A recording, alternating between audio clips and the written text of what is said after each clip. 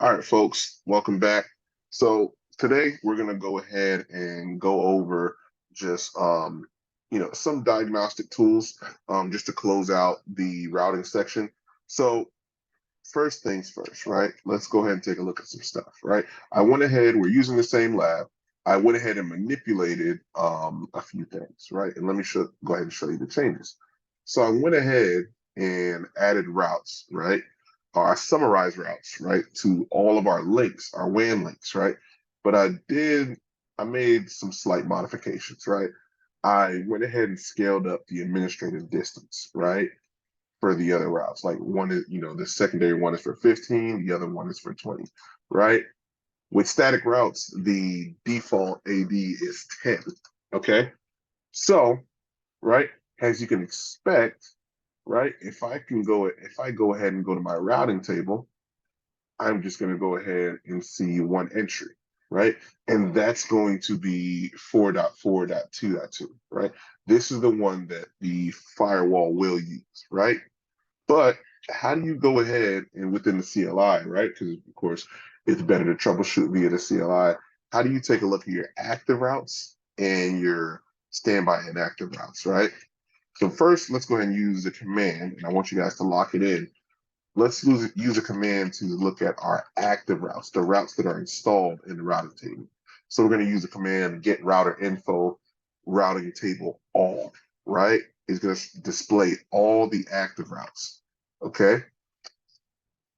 All right. So if we go ahead and take a look at it, we see exactly what we saw within the GUI, right? Which is our active routes, right? We see that here, right? And our example is using the 172.16 network, right? But, right, let's say we want to go ahead and take a look at our active, standby, and inactive routes. We can use the keyword database, right? It'll go ahead and show us everything that's within that database. Okay. All right. So what does this tell you? Let me go ahead and break down, right? We see some routes, right? Some routes have, right, the asterisk, right? And I believe, don't quote me, I wasn't great at math. I believe that is the greater than sign. My keyboard, correct me if I'm wrong, but the active routes are going to have that whenever you use the database command, right? The inactive routes, right, or the standby routes are not going to have nothing next to it. Okay. They're just going to show their entry, right? And of course, whenever we're taking a look at this, you're going to see where the difference was made, right? The route that was chosen, right, is the one going over port 2 because of what, right? The AD is lower, right? And lower is the best, right? That means the router trusted more, right? So we have an AD of 15, AD of 20.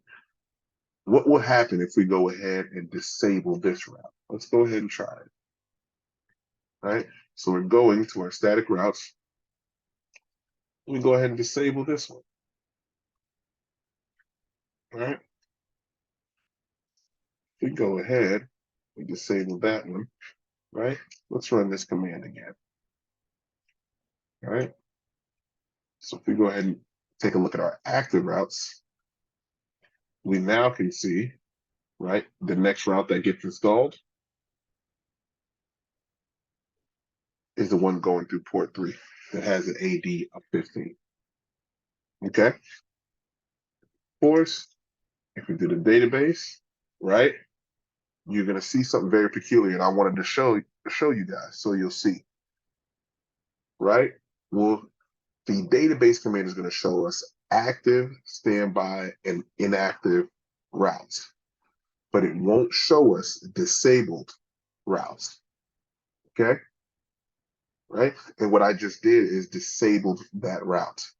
Okay? So I want you guys to keep that in mind whenever you're troubleshooting, right? So you may have to flip back and forth from the CLI. So maybe you may log into the CLI and say, hey, I see, here's the active route, right? Here's the inactive route. We have nothing. You can't rule out you have nothing, you don't have routes for port 2, what have you. You may have to actually go look at the routing table. Now you can do that in the CLI. You can go ahead and look at the GUI, right? And how do you do that, right? You can go ahead and do our configure router, right? Configure router, if I'm not mistaken, static. Oops, wrong one. Static, right? And you can see everything, right? And this is where you can confirm, oh, okay, we do have a route, it's just disabled, right? So it's not going to be installed in the router at all, right? So to go ahead and fix it, right, what would we do? We would go ahead and go in here, right? That entry is entry 2, right? And I go ahead and set status to enable, okay? Again, you can do all this within the CLI, okay? So now, if we go ahead and take a look, right? Look at the active route, what happens? Port 2 gets reinstalled back into the routing table, right? It has an active route immediately. Okay. So for the exam, make sure you understand the difference between the get router info routing table all commands, and of course the get router info routing table database command. Okay. All right, let's take a look at another thing. And I want to go ahead and take a look at a packet capture using the CLI. You guys will have to go ahead and set that up whenever you guys are, you know, troubleshooting or what have you. And you may only have access to do it via the CLI. The GUI, it's pretty easy, and we'll go over that. But first, I want to show you guys what it looks like within the CLI. So let's go ahead and generate some traffic and see what we can track. Okay. First things first, what we're going to do is make sure we have our topology in check, right? So this is going to be a .50. This is going to be a .50. This is going to be the source. This is going to be the destination. Okay.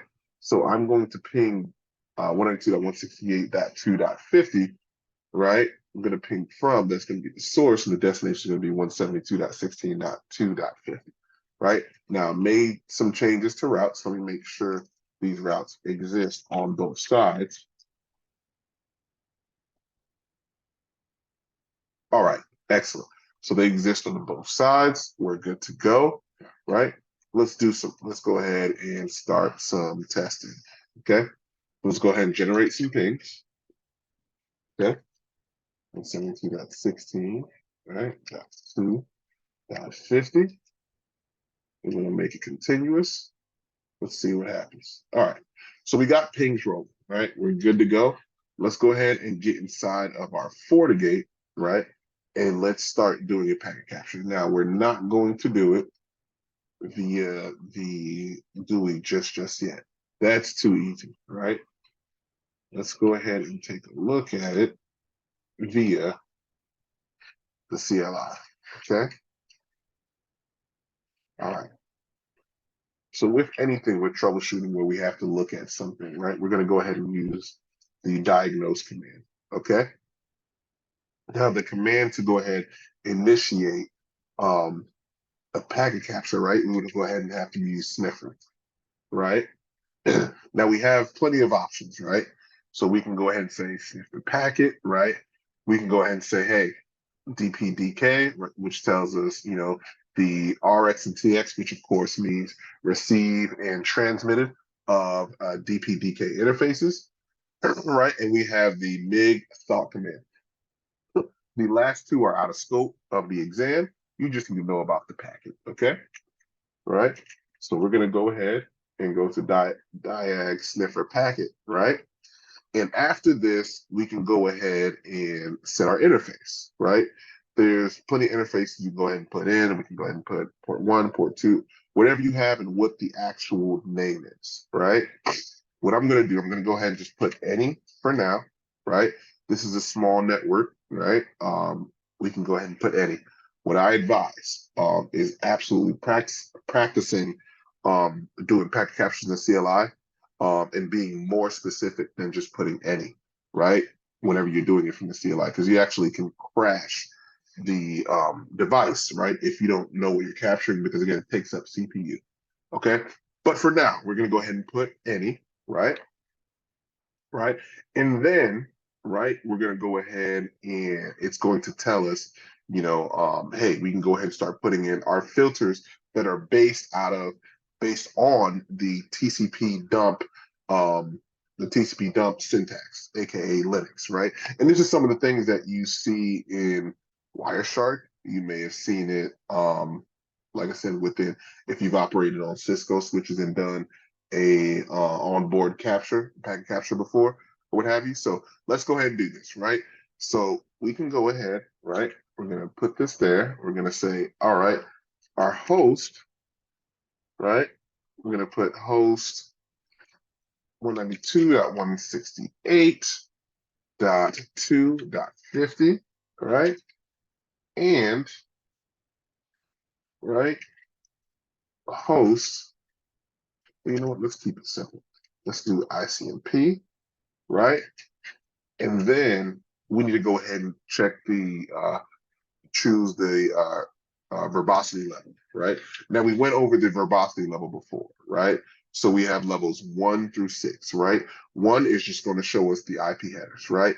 Level 2 is going to show us the IP headers and the packet payload, right? Verbosity level 3, IP headers, packet payload, and it's going to show us the Ethernet headers. So layers 3, layers 2, and it's going to show us the packet payload, so everything above layer 3. Okay. Level 4, right? Verbosity level. It's going to go ahead and show us the IP headers and, of course, the interface name. Okay.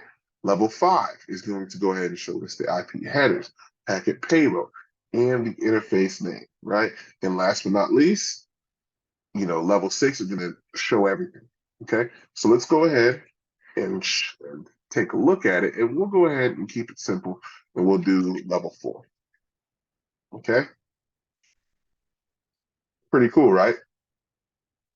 Right? So we can see, right? And we made sure we said, hey, we want traffic for this host, right? And we're doing ICMP. Okay. You can stop it at any time, right? But this is how you take a look at, do a packet capture within the CLI. Now let's go ahead and do it via the GUI, right? Does that make sense? Yes, it does. Okay, cool.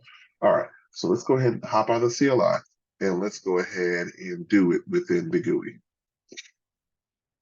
All right, so we go ahead and go to the section where it says packet capture. Now, on the newer code, and I believe the exam is, it's switched to going based off of 7.2 or either 7.4. I am not sure. We can go ahead and double check, but there is a section, it is specifically called diagnostic. Okay. So either way, right? You go ahead and go to where it says, packet capture diagnostics, right? Click on create new. It's going to give you the option to create new on no matter what code you're on, right? You're going to go ahead and select the interface, right? Right? We can go ahead and select the interface, and we're going to do the same thing. We're going to leave it to any, right? And we can go ahead and set the host. So we're going to do the same exact thing, right? We're not going to set the ports. We're not going to set the VLANs. We're not going to set the protocol. We're not going to set any of that. We're just going to leave that as is, right? And it looks like, and this is older code, guys, so I do apologize. Looks like we do have to go ahead and set the interface. So we'll go ahead and set it to the LAN, right? But of course, right, you have more options to CLI. You can actually leave it to any, okay? So we're going to go ahead and hit OK. And I actually like the keyword any, right? Especially with an IP address, because you basically get to see where traffic is being traversed, right? And you'll be able to identify based on the verbosity level that you choose, see what interfaces traffic using the IP address is using, right? So it's pretty cool, right? So now we started the packet capture, right? Went ahead and right-clicked on it and press start, okay? And at any point, we can still keep the packet capture running within the GUI, and we can click download, right? Because the packet capture doesn't need to go on for like 3, 4, 5, 6, 10 minutes, right? We can just, if we're generating traffic, we just need it for like 5 seconds, and we can go ahead and take a look at it. So let's go ahead and pull this up, right? I have a packet capture program on my PC, right? I have Wireshark, so we can go ahead and take a look at it, right? But here's what we can see, right? we see what, right? We see layer 2, layer 3, and it's showing us, of course, the protocol that it is using. All right? Makes sense? Pretty cool. Yeah. And again, wanted to show you guys both options because again, you may not have Wireshark installed on your machine, or for some odd reason, right, you may only have access to SSH, right, to access the machine. Okay. So understand all of that. Couple things to review for chapter 1 of the infrastructure section. Make sure you review configuring static routing. Make sure you review how to implement policy-based routes. Make sure you review controlling traffic for well-known internet services. So remember, we went over that. We talked about Azure, we talked about AWS or what have you, or we, maybe Target or something like that. Any well-known internet service that we know that has a ARIN entry, right, globally, 9 times out of 10, FortiGuard is going to have it, and we can find it in our ISDB. Okay. Please review interpreting the routing table on the Fortigate, right? So we went over that a little bit today, right? Please review and lab up implementing ECMP routing. Let me bring this over here so you guys can look at it. Please review blocking traffic from spoofed IP addresses, and that's talking about reverse path forwarding. Okay. And of course, go ahead and make sure you get in the lab and you play with loose and strict mode, okay? And know the difference. You will need to know that for the exam. Be able to go ahead and review applying network design and static routing best practices, okay? That is not as complex as it sounds.